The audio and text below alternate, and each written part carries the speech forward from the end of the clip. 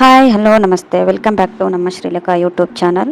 ನಾನು ಇವತ್ತು ಈ ಒಂದು ವಿಡಿಯೋದಲ್ಲಿ ಏನಂದರೆ ಜಸ್ಟ್ ಇಂಟ್ರೋ ಕೊಡ್ತಿದ್ದೀನಿ. ಲೈಕ್ ಯಾವ ಥರ ಅಂದರೆ ನಾನು ನಾಳೆಯಿಂದ 21 ಡೇಸ್ ಚಾಲೆಂಜ್ ತೊಗೋಬೇಕು ಅಂತ ಅಂದ್ಕೊಂಡಿದ್ದೀನಿ. ಅದಕ್ಕೋಸ್ಕರ ಎಷ್ಟೋ ವರ್ಷಗಳಿಂದ ಟ್ರೈ ಮಾಡಿದ್ದು, ಬಟ್ ಯಾವತ್ತೂ ಆಗಿರಲಿಲ್ಲ.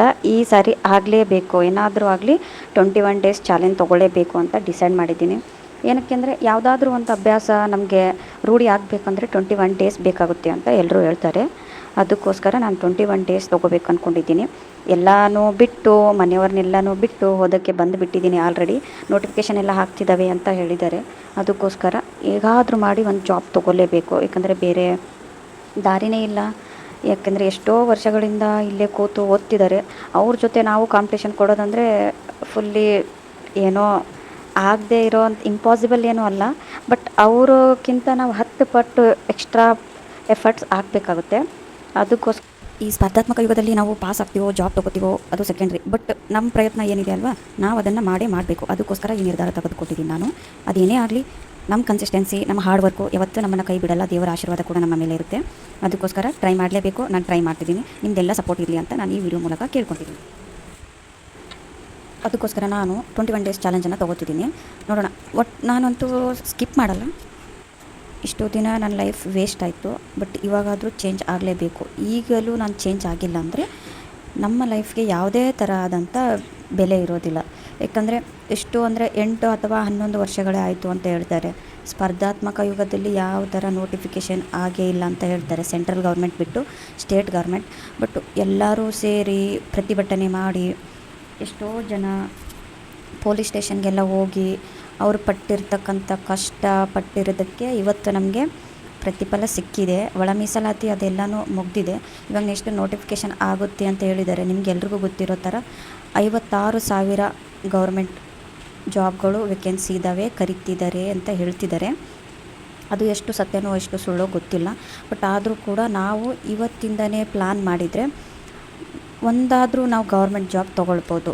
ನಾವು ಆ ಥರ ಕನ್ಸಿಸ್ಟೆನ್ಸಿಯಾಗಿ ವರ್ಕ್ ಮಾಡಿದರೆ, ಡೈಲಿ 12 ಅಥವಾ 10 ಗಂಟೆ ಓದಿದರೆ ಇಂಪಾಸಿಬಲ್ ಏನಲ್ಲ, ಪಾಸಿಬಲ್ಲೇ. ಅದಕ್ಕೋಸ್ಕರ ಎಷ್ಟೋ ದಿನಗಳಿಂದ ನಾನು ಟ್ರೈ ಮಾಡ್ತಾನೇ ಇದ್ದೆ. ನಾನು ಚೇಂಜ್ ಆಗಬೇಕು, ಓದಬೇಕು ಅಂಥೇಳಿ. ಬಟ್ ಯಾವತ್ತೂ ಕೂಡ ಆಗಿರಲಿಲ್ಲ. ಇವತ್ತು ನಂದು ಮೋಸ್ಟ್ ಬ್ಯೂಟಿಫುಲ್ ಡೇ ಅಂತಲೇ ಹೇಳ್ಬೋದು.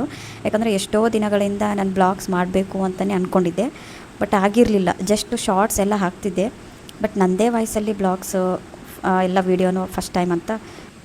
ಯಾರಾದರೂ ಇನ್ನೂ ಓದೋಕ್ಕೆ ಸ್ಟಾರ್ಟ್ ಮಾಡಬೇಕು ಅಂತ ಯಾರು ಅಂದ್ಕೊಂಡಿದ್ದೀರಲ್ವ, ಅವರು ನನ್ನ ಜೊತೆ ಸೇರಿಬಿಟ್ಟು ಇವಾಗಿಂದ ಸ್ಟಾರ್ಟ್ ಮಾಡಿದರೆ ನಿಜವಾಗ್ಲೂ ಹೇಳ್ತೀನಿ, ಯಾವುದಾದ್ರೂ ಒಂದು ಗೌರ್ಮೆಂಟ್ ಜಾಬು ನಮ್ಮದು ಆಗೇ ಆಗ್ತದೆ. ಇದಂತೂ ಪಕ್ಕ. ಯಾವತ್ತೂ ಆದರೂ ನಾವು ಪ್ರಯತ್ನ ಪಡ್ದೇ ಸೋತಿದ್ದೀವಿ ಅಂತ ಒಪ್ಕೋಬಾರ್ದು. ಅದಕ್ಕೋಸ್ಕರ ಪ್ರಯತ್ನ ಪಡೋಣ. ಫಸ್ಟ್ ಟೈಮು, ಅದಕ್ಕೋಸ್ಕರ ನಾನು 21 ಡೇಸ್ ಚಾಲೆಂಜನ್ನು ತೊಗೊಂಡಿದ್ದೀನಿ. ಇದನ್ನು ಫುಲ್ಫಿಲ್ ಮಾಡ್ಕೋತೀನಿ. ಬಟ್ ಏನಂದರೆ ಆಲ್ರೆಡಿ ಊರು ಬಿಟ್ಟು ಬಂದುಬಿಟ್ಟಿದ್ದೀವಿ. ಇವಾಗ ಒಂದು ಜಾಬ್ ತೊಗೊಂಡು ಹೋಗಲೇಬೇಕು, ಅನಿವಾರ್ಯತೆ ಇದೆ. ಮತ್ತು ಏಜು ಕೂಡ ಆಗ್ತಾ ಇದ್ದಾವೆ. ಇವಾಗೇನೋ SC STಗೆ ಏಜು ಲಿಮಿಟ್ಟು ಸ್ವಲ್ಪ ಜಾಸ್ತಿ ಮಾಡಿದ್ದಾರೆ. ಬಟ್ ಇನ್ನೊಂದು ಏನಂದರೆ, ಇದು ಒಂದೇ ಇದು ಈ ವರ್ಷ ಅಷ್ಟೇ ಈ ವರ್ಷ ಅಷ್ಟೇ ಏಜ್ ಲಿಮಿಟ್ ಎಕ್ಸ್ಟೆಂಡ್ ಆಗಿರೋದು. ಬಟ್ ನೆಕ್ಸ್ಟ್ ಇಯರು ಮತ್ತೆ ಚೇಂಜ್ ಆಗುತ್ತೆ. ಇವಾಗ ಗೌರ್ಮೆಂಟು ಅದು ಕಾಂಗ್ರೆಸ್ ಸರ್ಕಾರ ಇದೆ ಅಲ್ವಾ, ಅದಕ್ಕೆ ಇನ್ನೂ 1-2 ಇಯರ್ಸ್ ಇದೆ. ಅದಕ್ಕೋಸ್ಕರ ಹೋಗಬೇಕಾದ್ರೆ ಅವರು 56,000 ಪೋಸ್ಟ್ಗಳನ್ನು ಭರ್ತಿ ಮಾಡಿ ಹೋಗ್ತಾರೆ. ಇದು ಒಂದು ಒಳ್ಳೆ ಕೆಲಸ ಆಗ್ತಿದೆ. ಮಹಾ ಯುದ್ಧ ಅಂತಲೇ ಹೇಳ್ಬೋದು. ಯಾಕಂದರೆ ಇಷ್ಟು ವರ್ಷ ಕರೆದೇ ಇರೋದು ಒಂದೇ ಸಾರಿ ಕರಿತಿದ್ದಾರೆ. ಅದಕ್ಕೋಸ್ಕರ ನಮ್ಮ ಪ್ಲಾನ್ ಕೂಡ ತುಂಬ ನೀಟಾಗಿರಬೇಕು. ಅನ್ನೆಸೆಸರಿ ಎಲ್ಲ ಬಿಟ್ಟು ನಾವು ಜಾಬ್ಗೆ ಏನು ಬೇಕು, ಎಷ್ಟು ಅವಶ್ಯಕತೆ ಇದೆ ಅದನ್ನಷ್ಟೇ ಮಾಡಬೇಕು. ಓಕೆ ದೋಸ್ತೋ, ನಾಳೆಯಿಂದ ನನ್ನದು ಬ್ಲಾಗ್ಸು ಸ್ಟಾರ್ಟ್ ಆಗ್ತದೆ. ನನ್ನ 21 ಡೇಸ್ ಜರ್ನಿ ಸ್ಟಾರ್ಟ್ ಆಗ್ತದೆ. ಸೋತ್ರೂ ಪರವಾಗಿಲ್ಲ, ಕ್ವಿಟ್ ಮಾಡಲ್ಲ.